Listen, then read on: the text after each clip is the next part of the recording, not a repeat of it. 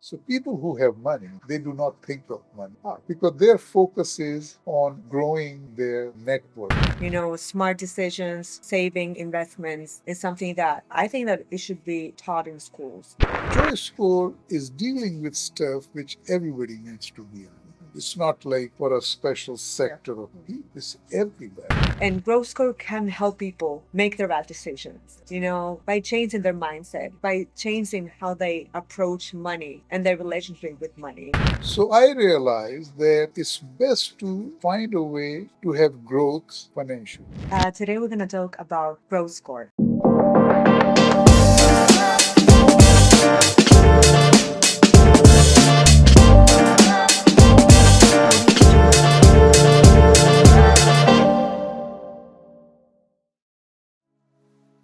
Hi, everyone. Welcome back to our JoyScore Podcast. I'm your hostess, Maria, and we're here back again with Dr. J.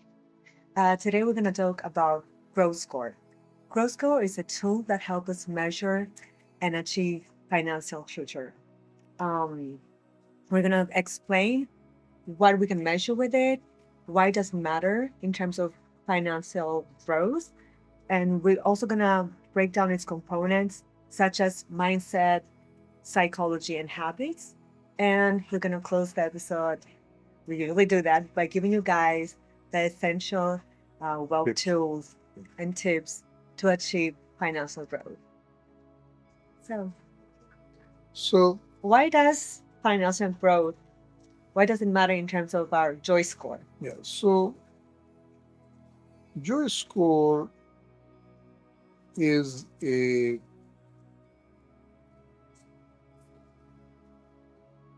concept which deals with mind, body, and life. Mhm. So, in the life area, we do deal with finances, financial success, freedom, wellness, Or struggles at the same time. and struggle. Well, we start with struggle start- and then we learn how to deal with finances because when we learn how to deal with it, it becomes easier. So it's not that you need a lot of money to feel comfortable. You just need to know how to deal with your money. Exactly. In fact, um, I'm going to give you a little story here for a small uh, part.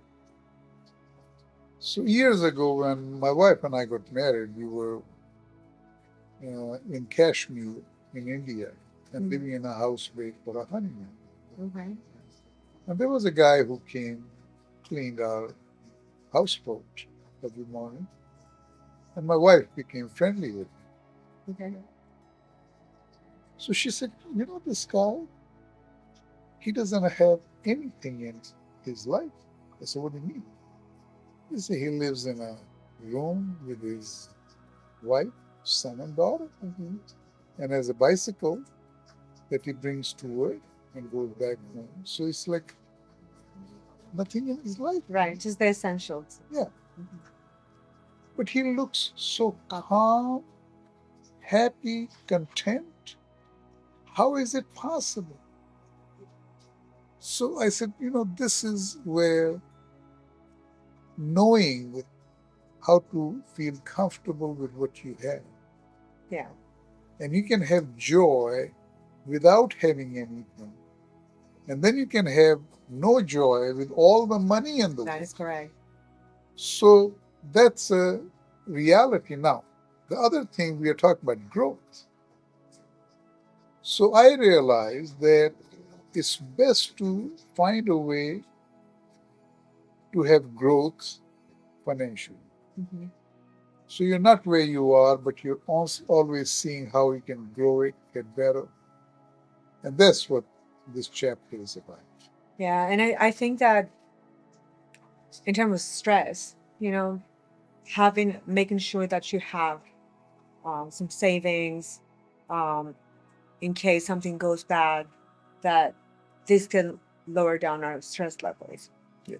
Um, And that's for sure, we don't need everything, but at the same time, we need the basics. And having those tools, smart decisions, saving investments is something that I think that it should be taught in schools because it's very, very important. Um, Not just for financial success, but also for mental stability, like and In lowering fact, stress. everything we have as part of Joy School, I do want to see it become part of normal educational system from early on to the university because I uh, think there are essential tools that we yeah, should have in our because toolbox. see, Joy School is dealing with stuff which everybody needs to be on. It's not like for a special sector of people. It's everybody. And we have mentioned a lot of celebrities, a lot of like very successful people Yeah. that are going through the same things we're going through. Yes. So, in fact, I'm friends with the associate dean of health and human sciences, and she said, "You know what? Your book on JoyScore and JoyScore itself should be part of University 101. Yeah. So everybody who comes into the university should be exposed to it." Yeah. And I agree with that, and I'm planning to do that as we move forward to make a proposal to the curriculum committee to make it part of the educational system. That would be great. Yeah. That would be great. So, what are some of the tools in order to succeed um, and achieve financial growth? Uh-huh. From what I've read so far, like making smart decisions like savings, not spending, uh, spending less than you're making. I mean, that's common sense, but I know a lot of people that nowadays, because of the social media and living in cities like LA or Miami, that is all about, the what you have and what you can show and your image. I think a lot of people they wanna project something they're not, Or and live they for end up others. spending and and maxing out credit cards. So This is spending less than you're making, I think, should yeah. be one of like common sense. But again, great point. To me, there are two aspects of our life. Money is what we should deal with within reason. Mm-hmm. Yeah. So, and this kind of concept that I heard from a TED talk, this guy, because I was just looking at a YouTube channel and I saw that someone is saying that diabetes is reversible. Because my mother was diabetic and she passed away, but that was part of her life, Mm-hmm. And to the my best of my knowledge, I didn't know that diabetes is reversible. That it's a terminal disease. So I listened to him. And I was shocked how simple his thinking was and his recommendation was. Mm-hmm. He said, all you need to do to cure diabetes, eat a little bit less than what you need. Awesome. So you make concept. You make a plate and say, well, this is what I need for lunch. And then you don't finish it. Leave a little bit on the plate, whether you take it over or take it home or not, but don't eat all of it. So I now have gotten into the habit when I order the food, I also order my takeout box. So before I start, I just take some and put it in. Ready. Get it out. Yeah, plus the portions in the US are so massive. So now you were saying about saving. Yeah, so it's the same thing. So some people live to pay credit cards.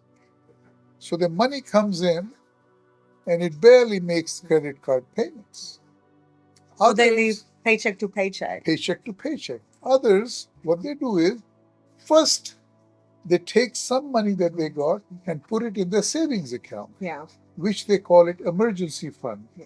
So that's the money they say, I'm only going to touch it when it's an emergency. Yeah. So now what does it do to those people who have that emergency fund. Lower their stress levels and They're anxiety, not finance. stressed Yeah, because they know there is some because you money. never know what's gonna happen.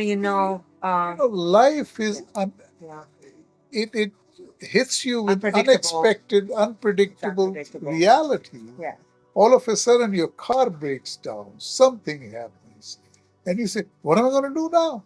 Well, no worries. I got savings. yeah. COVID can happen, or you can lose your Could job. be anything. Or, You could lose your job. So million things can happen. But the smart people, Mhm. like I said, you eat a little less than what you need You spend a little and less than you make. spend a little less than what you have. So if you have X, you take a little bit out of the X, put it in saving, and say, okay, the rest I can use for whatever I want. Yeah. And then you enjoy it. You're not stressed. Why should you be stressed? I think a lot of people live in the moment. Yeah. I want this vacation. I want this bag. I want this car. And then Show off. they don't. Yeah, they get excited in the moment, and then they don't understand that long term you're gonna struggle. It's not really worth it. I don't know it for sure, but what I've heard Yeah, that there's a culture in Miami. I can confirm that. Oh, you I can tell you what's happening. okay. So you see, driving around Miami, you see a bunch of Lamborghinis and Ferraris, but none of them are bought. They're all rented. Ah, And you have these people show that off. they is only show off like brand. They wear brands and they drive really expensive cars, but they live in 5 people in one studio, Oh, and that is very common in Miami. so And what's the point of it? Because see, when you said something which I want to go back to, Mhm. you don't want to live for others. You want to live for yourself. But I think the people they haven't found their identity yet, Ah, and then trying to identify with their car or with their clothes, because people that they have a lot of money, and they have no financial stress, they don't care about showing off. They don't need to explain anything to anyone. in fact, you can tell. Now there's something I should mention as part of this discussion. You know what's the difference between people who have money and then the people who don't have money? Work. No. I think that people. So people who have money, they do not think of money Oh, because their focus is on growing their net worth. right. Okay? So they think about money, but in terms of growing and investing. Future. Yes, correct. Yeah.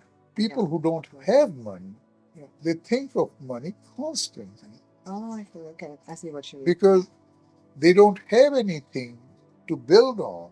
Right. They're living from paycheck to paycheck, and whatever they get, they pay to the credit card company. So then they have nothing left to live on, and they're stressed all the time. But it is, I think, because I have a lot of friends that they were born here, so they didn't have to struggle in terms of like visa, green cards, and all that. And in LA, there's so many opportunities. So I think that they are worse than me financially because of bad decisions, because they want to go to that vacation, because they quit before getting another job. Like that's something that I could never understand. Like I would never quit a job without having something for sure confirmed. So I say that also bad decisions. And growth score can help people make the right decisions, by changing their mindset, by changing how they approach money and their relationship with money, and also creating the right habits. Because for me and for you, it might be common sense, but maybe they've been influenced by other people, by the media, by their lifestyle, and it's not as clear as it is to us. So definitely, this could help people. What other tools? I would say small investments that they have long-term growth. I'm not very into financial investments, but that's something that I've heard a lot of people talking about. Smaller investments that slowly they're gonna build up to something instead Yeah, of putting all your money on Bitcoin, for example. and also try to invest money in something you're familiar with. Because if you're trying to play in an area that is not familiar to you, Mhm. you most likely are not going to make a good decision. It's like Russian roulette. Right. So know what you're doing and invest money in something you're familiar with, you're comfortable with. Some people say, well, I understand real estate. Well, then do real estate, Right, or something right. else. So whatever it is that you're comfortable with, that's where you should put your investments in. Mhm. And this is where you're going to most likely have the success. Yeah, and you can start as simple as paying yourself first. Like as soon as you get paid for work, put in on the savings account. So that would be a very easy investment to start Yeah, and with. once you start saving, then you may see that, okay, there's something called emergency fund. Okay? Yeah. And then you have to decide because emergency fund could be different for different people. You may say, well, if I had $500 in emergency fund would be good enough for me. You may say, no, I need 1,000. I need 2,000. Or I need 5,000. Whatever it is. Yeah. Once you reach that level, the money beyond that, you can say, well, this I can invest. Because now investments also are different levels. Yes. Some have risk, some do not have I risk. mean, I think they all have risk, but some have lower risk. You know, the ones which are kind of dealing like fixed assets, like Of fixed real assets, estate and yes. stuff, Yeah. they have very little to no risk. Because what it does is real estate appreciates. Right. Yeah. So if you buy something for $100, Mhm. in few years it's going to be worth a lot more because it appreciates. It's the opposite of buying a car. Right. The car depreciates. Right away. Real estate Yeah. appreciates. Now, if you invest in stocks and bonds, Mhm. they might be high return but high risk. High risk. So in investments, you would find the risk is proportional to rewards. Correct. So you say, well, wow, this thing could make 100%. Mhm. Well, this thing could also lose 100%. Yeah. That's why we recommend to start small. Yeah. That you're not gonna get this kind of return right away, but in time, that would. Um, what other tools would you recommend Huh? for people? What other tools? Well, I think the I stuff. mean, we did go through the most important ones. Yeah. So what I suggested, we have to do it in baby steps. Baby steps. Correct. Whatever amount of money you make, okay, everybody has different levels of incomes. Yeah. So you have to look at, okay, this is what I made. How much of it can I put away so I can manage with what's left? Everybody is at different levels. Whatever it is that you're making, you decide how much can I put away. So just like I said, you put the food away, you put the money away. The minute you get your paycheck, you say, okay, this one goes in my savings account. That's my emergency fund. Yeah. So we can start by saving. You Looking should at what we always, have, you know, and what like, we can put on the side yeah, by still living a respectful life. most people have bank accounts, checking account or whatever account. So you can have another account which you call savings account, Mm-hmm. where you only put money in but don't take it. Take out, yeah. You know, so you kind of learn to have a discipline that okay, this is my savings account. Mm-hmm. This is my emergency fund account. I'm not going to take out of it. And you'll be amazed that no matter what it is, you can be comfortable with it. Like I was giving an example of that guy who was coming to clean Right, yes, our yeah. room. So you can, this is all your mindset. Mm-hmm.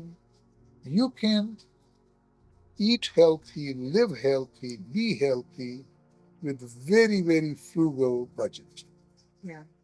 Or to have a lifestyle that you can afford. see, this is where you have to stop thinking about others and show off. Okay? That's correct. You're living your life. It's your personal life that you live, and you want to be comfortable. It's not about anyone else showing off. No, Mm-hmm. it's about your own life. Correct. But it's harder, in especially when you live in big cities like Miami and LA, to get out of that cycle. I know it's everything that, And that's why I think that I couldn't really connect with people from there because we had a very completely different mindset when it comes to money, when it comes to, their lifestyle.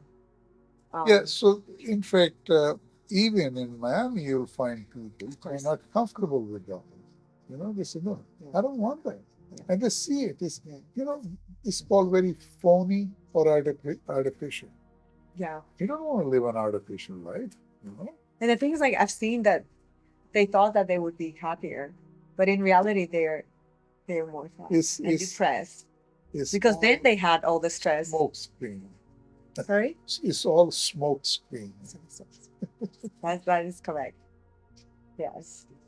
No, I think that we went through a lot of essential tools that could help you guys um, In achieve fact, this is financial this growth. is a good podcast for everybody to. I think they should be in schools or Oh yeah, in university. fact, all of the stuff we do at JoyScore is It's not difficult. It's not complicated. It's very straightforward, simple I think, steps that if we can I'm all not take. mistaken, they do have financial Hmm. education Hmm. in schools. They probably do. But this one is very, organized, very concentrated, and straightforward. That could help a lot of people. So, well, great. Thank you for all your advice today. I hope you guys enjoyed today's episode, and we're going to see you at the next one. Okay. Thank you all. Good day.